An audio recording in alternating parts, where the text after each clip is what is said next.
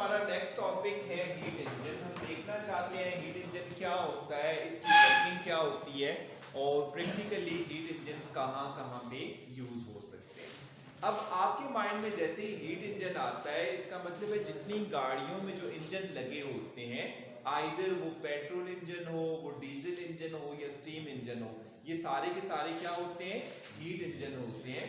And these are based upon first law of thermodynamics. ठीक है, अब हीट इंजन का काम क्या है, ये इनपुट में हीट एनर्जी लेगा और उससे कोई मैकेनिकल वर्क डन कन्वर्ट करेगा। अगर मैं डिफाइन करना चाहूं तो मैं कह सकता हूं heat engine is a device that converts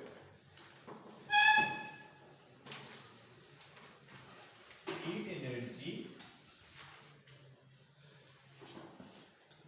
into mechanical work done.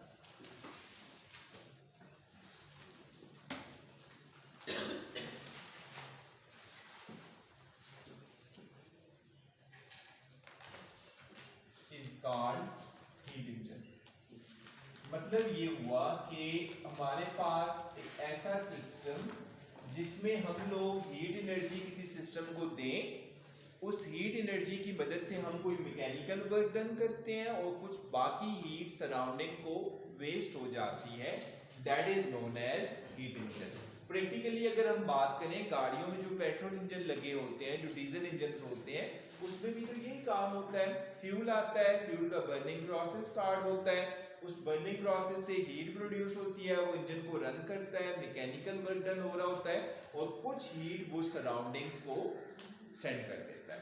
तो अब किसी भी एक हीट इंजन के जो मेन कंपोनेंट्स हैं, मेन पार्ट्स हैं, वो सबसे पहला क्या होता है, सोर्स ऑफ हीट, जिसे हम क्या कह सकते हैं, HTR, like high temperature reservoir. तो अगर हम इसके कंपोनेंट्स की बात करें तो कंपोनेंट नंबर 1 क्या हुआ हीट इंजन का, HTR। HTR stands for high temperature reservoir. उसके बाद दूसरे नंबर पे है हमारे पास वर्किंग सब्सटेंस। यहां पे ये आपका सारी वर्किंग हो रही है और नॉर्मली वर्किंग सब्सटेंसेस में आप गैस या फ्यूल यूज करते होते हैं। और तीसरे नंबर पे NTR है, जो कि लो टेम्परेचर रिजर्वायर होता है।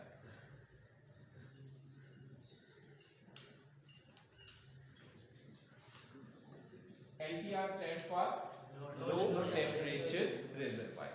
अब देखिए, आप गाड़ियों में जो इंजन्स लगे होते हैं उनका फंक्शन क्या होता है, फ्यूल टैंक से फ्यूल आएगा, उस फ्यूल में क्या होता है, बर्निंग प्रोसेस स्टार्ट होता है।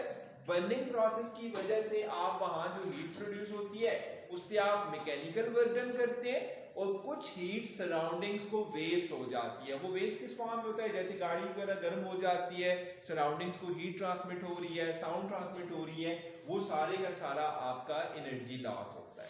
तो यहाँ पे एक टर्म Q1 है, एक टर्म Q2 है, एक टर्म W लाइक वर्क।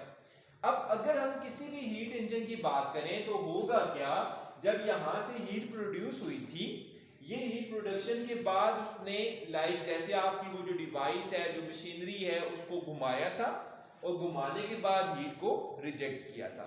तो इस केस में आपके ख्याल से वर्क को इनपुट होना चाहिए, Q2 को इनपुट होना चाहिए या Q1 को इनपुट होना चाहिए, कौन सी चीज इनपुट होगी इस केस में, जो एनर्जी आप दे रहे हो सिस्टम को।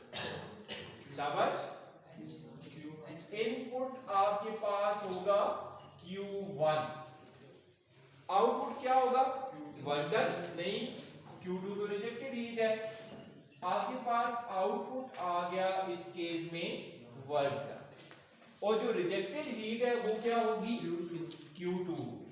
अब फर्ज किया मैं कहता हूं कि मैं 100 जाउल ऑफ हीट एनर्जी दे रहा हूं, उसमें से वर्क डन हो गया 80 जाउल, तो इसका मतलब है रिजेक्टेड हीट कितनी होनी चाहिए, 100 आपने टोटल दी, उसमें से 80 कन्वर्ट हो गया वर्क डन में, तो वेस्ट कितना होगा, 20 वेस्ट हो गया। तो इसी तरह से आप कह सकते हैं कि अगर मैं W को लिखना चाहूं तो W is equal to Q1 minus Q2। अगर आप टोटल हीट में से रिजेक्टेड हीट को माइनस कर दें तो जो बाकी बच जाएगा वो क्या बनेगा, दैट इज वर्क डन।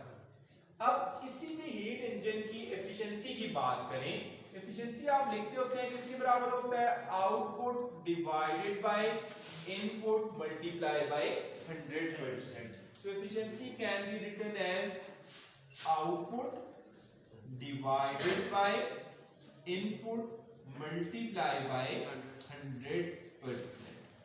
अब यहां अगर आप देखें आउटपुट, उस केस में आपने क्या कहा हुआ है, कौन सी टर्म थी, W था। Input was equal to Q1 multiply by 100%। और उसके बाद फर्दर अगर आप लिखना चाहें तो W किसके बराबर है, Q1 माइनस Q2 के बराबर है। तो इसका मतलब इसकी जगह Q1 माइनस Q2 लिखेंगे डिवाइडेड बाय Q1 और मल्टीप्लाई बाय 100%। अब अगर आप अलग-अलग लिख लें तो क्या बनेगा, डिनोमिनेटर आप अलग लिख सकते हैं, Q1 डिवाइडेड बाय Q1 अलग minus Q2 divided by Q1 अलग मल्टीप्लाई बाय 100%। और अगर आप यहां से Q1 को काट देते हैं तो एफिशिएंसी किसके बराबर बनेगी, 1 minus Q2 divided by Q1 multiply by 100%।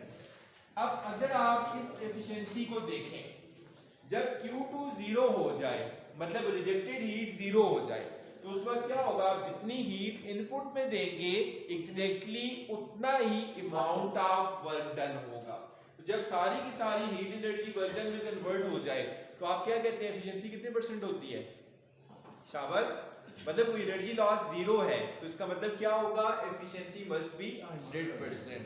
लेकिन रियलिटी में कोई भी ऐसा हीट इंजन एग्जिस्ट नहीं कर रहा होता जिसकी एफिशिएंसी 100% हो, ठीक है।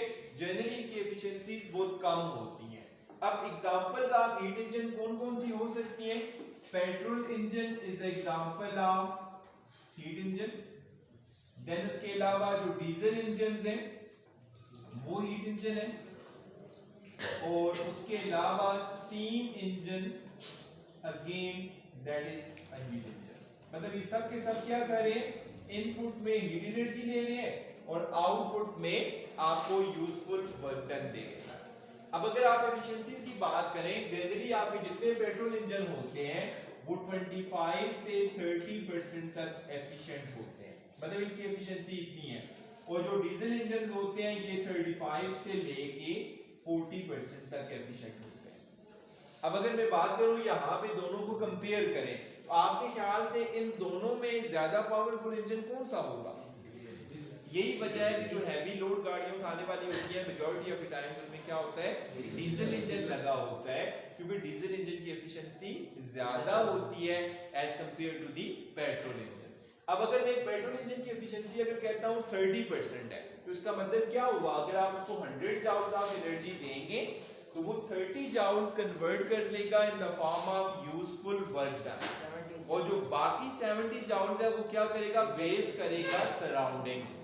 तो यही वजह है कि आपके जो फॉसिल फ्यूल्स के जितने भी इंजन हैं मेजॉरिटी ऑफ द टाइम्स इनकी एफिशिएंसी बहुत कम होती है। ये वो है जो आइडियली बेस्ट है, जो रीयूज रिसाइकल्ड होते हैं उनके हालात तो इससे भी बुरे हो सकते हैं। और यही वजह है कि ये एनवायरमेंटल पोल्यूशन के लिए एक बहुत बड़ा सोर्स होते हैं। मतलब हम कहते हैं ना गाड़ियों का धुआं जो है या वो जो हीट सराउंडिंग्स को थ्रो कर रहे हैं वो आपके लिए बहुत बड़ा एनवायरमेंटल हाजर्ड होता है, क्योंकि वो कॉन्टिन्यूसली एनर्जी सराउंडिंग्स को अप्लाई कर रहा होता है, ठीक है। That is all about heat engine, जिसकी एफिशिएंसी को हम 1 minus Q2 divided by Q1 लिख सकते हैं। अगर Q2 इक्वल्स टू 0 हो जाए तो एफिशिएंसी क्या हो जाएगी, 100% हो जाएगी। और अगर Q2 इक्वल्स टू Q1 हो जाए तो उस केस में आपकी एफिशिएंसी 0 हो जाएगी, वो सारी की सारी एनर्जी रिजेक्टेड होगी। जनरली आपकी efficiency of different devices different हो सकती है, वो वेरी करती है उसकी कंस्ट्रक्शन के ऊपर, उसकी फिजिकल स्टेट के ऊपर, ठीक है। यहाँ तक अगर आपके माइंड में कोई क्वेश्चन हो, कोई कंफ्यूजन हो, प्रॉब्लम हो तो आप लोग पूछ सकते हैं। I love you.